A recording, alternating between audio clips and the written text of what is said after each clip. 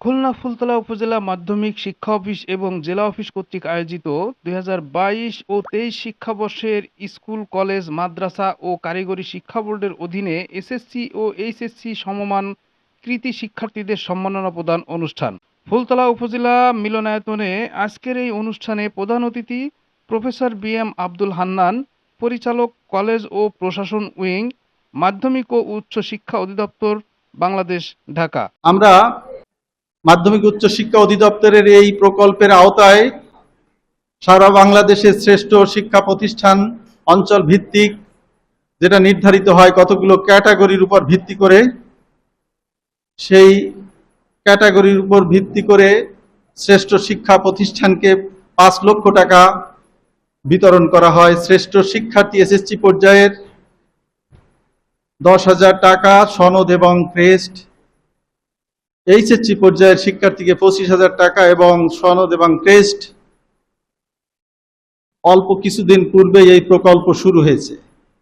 এই প্রকল্পের মূল উদ্দেশ্য হলো শিক্ষার্থীদেরকে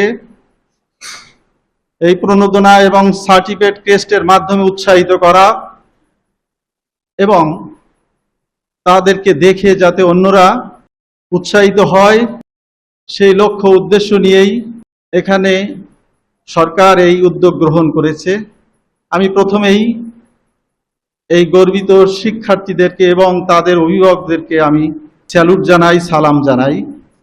আমরা শিক্ষার্থীদেরকে উৎসাহ দিব তারা যাতে ভবিষ্যতে আরো ভালো করতে পারে এবং ভালো করে দেশ ও জাতির সেবা করতে পারে, সেই জন্য আমরা তাদেরকে উৎসাহ দিব।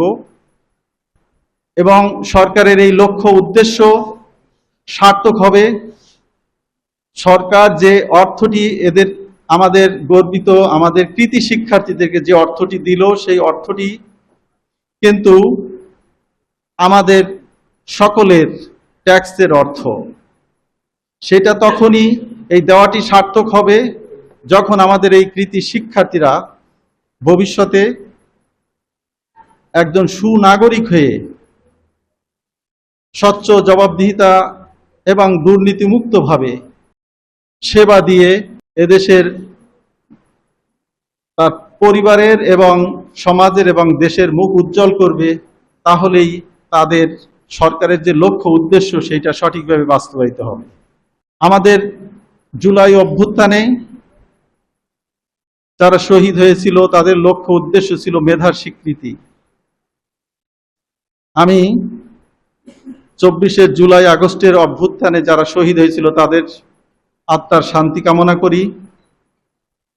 মহান রব্বুল আলামিন তাদের ব্যস্ত নসিব করুক সেই কামনা করি। সেই শোক সন্তপ্ত পরিবার, তাদেরকে এই শোক সইবার ক্ষমতা দান করুক। বিগত কয়েকদিন আগে ঢাকার একটি শিক্ষা প্রতিষ্ঠানে বিমান বিধ্বস্ত হয়ে যে আমাদের কোমলমতি নিষ্পাপ শিশুরা জীবন হানি ঘটেছে, যাদের মহান রব্বুল আলামিন তাদেরকে শাহাদাতের মর্যাদা দান করুন এবং যারা অসুস্থ আছে এখনো তাদেরকে দ্রুত শেফা দান করুন।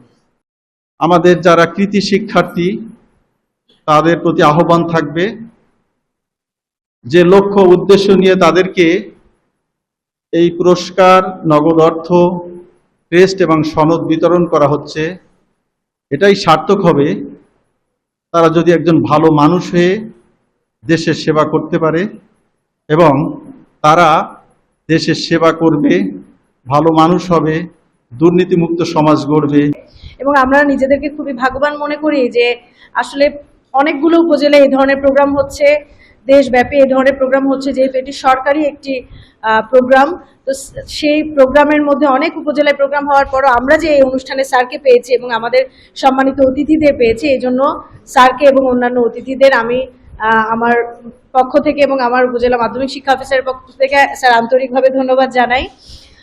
আমাদের আসলে আজকে আমাদের মাঝে প্রধান অতিথি হিসেবে উপস্থিত আছেন জনাব প্রফেসর বি.এম. আব্দুল হান্নান, পরিচালক, কলেজ ও প্রশাসন উইং, মাধ্যমিক ও উচ্চশিক্ষা অধিদপ্তর, ঢাকা। এটা আসলে প্রথম একটা পরীক্ষা, বোর্ড পরীক্ষা, এবং এই পরীক্ষায় সরকার যে আমাদের সম্মানিত করছে, আমাদের এই মেধার মূল্যায়নটা করছে, এটা যেন আমরা ভুলে না যাই। আমাদের অনেক সময় দেখা যায় যে এসএসসি পরীক্ষা অনেক ভালো রেজাল্ট করলাম, পরে এইচএসসিতে গিয়ে আমরা আর ভালো রেজাল্ট করার এটা উদযাপন করতে করতে, এটা সেলিব্রেট করতে করতে আমাদের এইচএসসিতে রেজাল্ট খারাপ হয়ে যায়।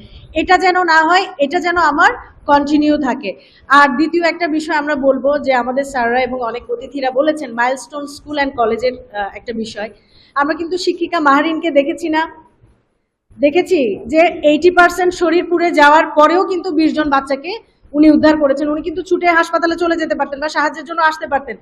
আমাদের কিন্তু এই ধরনের মূল্যবোধ নিজেদেরকে তৈরি করতে হবে। মেধার পাশাপাশি নৈতিক শিক্ষায় নিজেদেরকে শিক্ষিত করতে হবে, দায়িত্ববোধটা তৈরি করতে হবে। আমার উপরে যে দায়িত্বটা আছে সেই দায়িত্বের জায়গা থেকে আমরা কতটুকু দায়িত্ব পালন করছি, এটা আমরা একজন শিক্ষকের কাছ থেকেও যে পুরো জাতি শিখতে পারে, সেটাই আমি মনে করি। আমার যারা বাচ্চারা আছেন, অভিভাবক, শিক্ষক, আমরা সবাই আপনাদের কাছে আমি অনুরোধ করব, আমরা অবশ্যই মেধাবী হব, সাথে সাথে যেন নৈতিক শিক্ষায় শিক্ষিত হই। সেই সাথে সাথে আমরা সবাই সরকারকে ধন্যবাদ জানাই, সাধুবাদ জানাই এই ধরনের প্রশংসনীয় একটি উদ্যোগ নেওয়ার জন্য।